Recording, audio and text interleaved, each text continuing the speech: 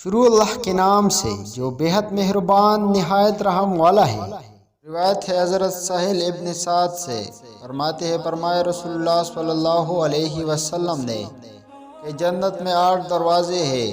جن میں سے ایک باب ریان ہے، جس میں صرف روزہ دار داخل ہوگے۔ روایت ہے حضرت ابو ہریرہ رضی اللہ عنہ سے، فرمائے رسول اللہ صلی اللہ علیہ وآلہ وسلم نے جو ایمان و اخلاص سے رمضان کے روزے رکھے اس کے پچھلے گناہ بخش دیے جاتے ہیں، اور جو رمضان میں ایمان و اخلاص سے راتوں میں عبادت کرے تو اس کے پچھلے گناہ بخش دیے جائیں گے، اور جو شب قدر میں ایمان و اخلاص کے ساتھ عبادت کرے تو اس کے پچھلے گناہ بخش دیے جائیں گے۔